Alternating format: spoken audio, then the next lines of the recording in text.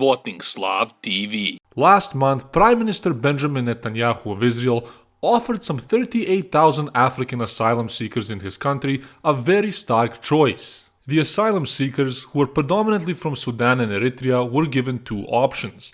Option 1 was to pay the Israeli government $3,500 and purchase a plane ticket back to a third-party African country by April 1st, or to go to jail in Israel. Since 2005, some 60,000 African migrants have crossed into Israel via the Egyptian border and have remained stuck in Israel because of international conventions that prevent the repatriation of asylum seekers back to their home countries where they could face persecution. In 2012, the influx of migrants stopped when Israel constructed a steel barrier along the 150-mile border with Egypt. Of the thousands of Eritreans and Sudanese who have filed asylum requests in Israel in recent years, only 10 have received refugee status, while others were granted special humanitarian status. At least 20,000 African migrants have since left Israel, and Prime Minister Benjamin Netanyahu said that he has made it his mission to deport the rest. Netanyahu and his ministers have also alluded to secret understandings with third-party countries in Africa,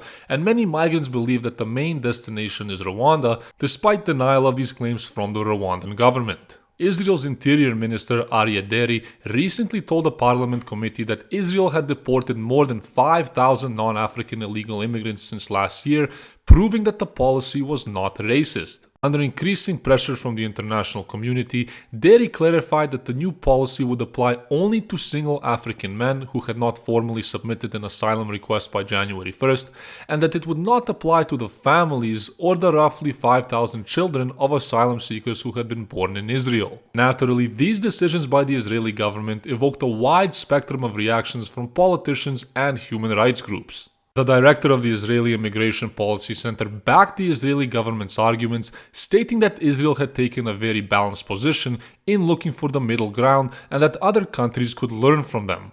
On the other hand, many Israeli citizens and human rights groups criticized the government's decisions, arguing that the nation formed by refugees in the aftermath of the Holocaust has a special obligation to treat refugees with compassion. Mass petitions, which circulated amongst Holocaust survivors who were once themselves refugees of European ghettos, lambasted the Israeli government, echoing the sentiment that Israel had no right to expel African asylum seekers. Jews living abroad were also struck by the government's decision, since the modern state of Israel had served as a safe haven for Jews fleeing persecution and was largely built by immigrants. Despite the widespread backlash, Prime Minister Benjamin Netanyahu stood by his policy last month, claiming that the government was doing something completely legal and completely essential, and that the influx of Africans had threatened Israel's Jewish majority. While I completely support the idea of ethnostates, it's hard to ignore the blatant hypocrisy of many Jewish politicians and humanitarians who will do anything to fulfill and realize the Zionist vision of Israel as a nation solely for the Jews,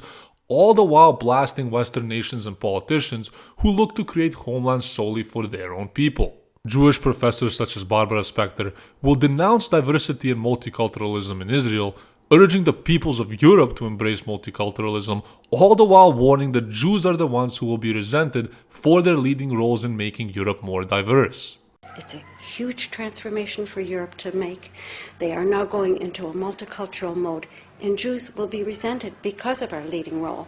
In the UK, many of the leading charities and NGOs which aid migrants entering into Europe are Jewish and are oftentimes tied to dozens of other Jewish organizations which do the exact same thing. For example, the Jewish UK website supportrefugees.org is aimed entirely at being a quote-unquote one-stop shop for those who want to get involved with supporting refugees and asylum seekers, and its main affiliate organizations include the Council for Racial Equality, the Jewish Leadership Council, the World of Jewish Relief, and many others. Shockingly, many of the same Jews who remain silent about Israel not taking in a single Syrian migrant are thrilled to travel all the way to Europe in order to aid and facilitate the influx of hundreds of thousands of migrants entering the continent.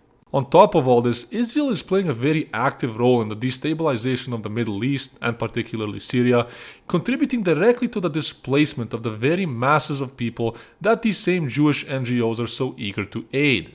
Across the pond in the US, many prominent Jewish organizations openly demand that America open its doors to hundreds of thousands of Muslim migrants, pressuring Congress through dozens of groups and lobbies. Can you imagine getting 1,200 rabbis to agree on one thing? But agree they did, and what they agreed was to ask our elected officials not to halt or even to limit the United States refugee admissions program. Jewish organizations in the US, which criticized Trump over his immigration policies and his idea to build a wall in order to prevent illegal immigration from Central America, conveniently never seem to mention the fact that Israel also has a 150-mile-long wall around its own border. Many conservative Jewish speakers in America will also openly endorse the Zionist visions of Israel's identity as an ethno-state, but will simultaneously tell whites to abandon identity politics and white nationalism while labeling identitarians and ethno-nationalists as Nazis and white supremacists. While Israeli leaders have been striving for years to make Israel a Jewish ethno-state, it comes as no surprise that their government would create policies to deport migrants en masse. At the same time, however, these very same Jewish politicians who brag about Israel being an ethno-state which deports thousands of migrants seem to have absolutely no problem in criticizing Western nations for wanting to embrace ethno-nationalism. This kind of blatant hypocrisy, which is oftentimes overlooked or considered taboo, continues to play an extremely detrimental role in the faith of Western nations, which are already finding it more and more difficult to recover from this kind of propaganda.